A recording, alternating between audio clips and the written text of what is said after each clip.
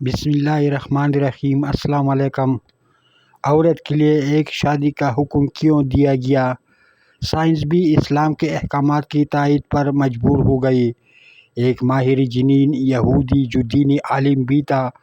کلی طور پر کہتا ہے کہ روئے زمین پر مسلم خاتون سے زیادہ پاک باز اور صاف ستھری کسی بھی مذہب کے خاتون نہیں ہے۔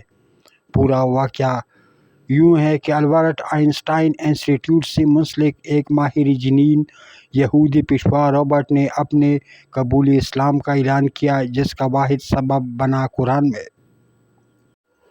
مذکورہ مطلقہ کے عدت کے حکم سے واقفیت اور عدت کے لیے 3 مہینے کی تحدید کے پیچھے کار فرما حکمت شناسائی اللہ کا فرمان ہے۔ مطلقات اپنے آپ کو 3 حیض تک روکے رکھیں۔ اس آیات نے ایک حیرت انگیز جدید علم ڈی این اے کے انکشاف کی راہ ہموار کی، اور یہ پتہ چلا کہ مرد کے ڈی این اے میں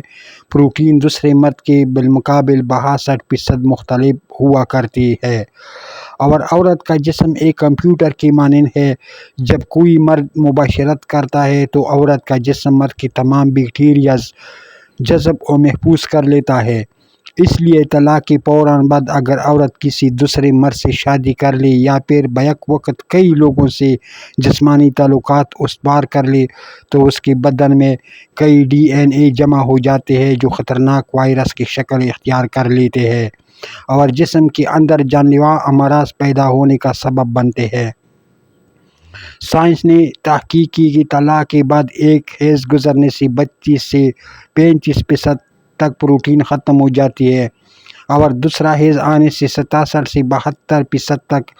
آدمی کا ڈی این اے زائل ہو جاتا ہے، اور تیسرے حیض میں 99.9% کا خاتمہ ہو جاتا ہے، اور پھر رحم سابقہ ڈی این اے سے پاک ہو جاتا ہے اور بغیر کسی سائیڈ ایفیکٹ و نقصان کے نیا ڈی این اے قبول کرنے کے لیے تیار ہو جاتا ہے۔ ایک طوائف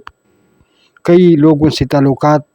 بناتی ہے، جس کے سبب اس کے رحم میں مختلف مردوں کے بیکٹیریاز چلے جاتے ہیں اور جسم میں مختلف ڈی این اے جمع ہو جاتے ہیں، اور اس کے نتیجے میں وہ مہلک امراض کا شکار بن جاتی ہے۔ اور رہی بات متوفی عنہا کی عدت، تو اس کی عدت طلاق شدہ عورت سے زیادہ ہے، کیونکہ غم و حزن کی بنا پر سابقہ ڈی این اے جلدی ختم نہیں ہوتا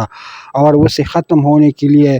پہلے سے زیادہ وقت درکار ہے، اور اسی کی رعایت کرتے ہوئے ایسی عورتوں کے لیے 4 مہینے اور 10 دن کی عدت رکھی گئی۔ فرمان الہی ہے، اور تم میں سے جس کی وفات ہو جائے اور اپنی بیویاں چھوڑ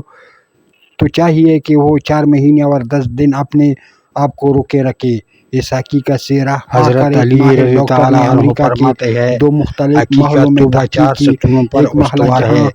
دل سے پشیمان ہونا، مسلم رہتے، زبان سے استغفار وہاں کی کرنا، تمام عورتوں کی اعضاء کے زمین میں عمل کے صرف ذریعے، ایک ہی شوہر کا ڈی اور این اے دوبارہ پایا ایسا گیا، گناہ نہ جبکہ کرنے دوسرے کا محلہ پختہ جہاں ارادہ اصل کرنا۔ امریکن آزاد حضرت عورتیں علی رضی رہتی ہیں، اللہ ان عنہ کی زمین میں فرماتے ہیں، ایک اپنے سے علم کو زائد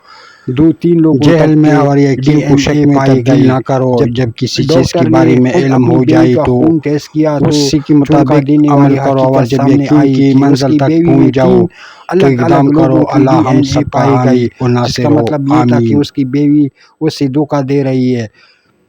اور کہ اس کے 3 بچوں میں سے صرف ایک اس کا اپنا بچہ ہے۔ اس کے بعد ڈاکٹر پوری طرح قائل ہو گیا کہ صرف اسلام ہی وہ دین ہے جو عورتوں کی حفاظت اور سماج کے ہم آہنگی کی ضمانت دیتا ہے، اور اس بات کی بھی کہ مسلم عورتیں دنیا کی سب سے صاف ستھری، پاک باز، دامن پاک باز ہوتی ہیں۔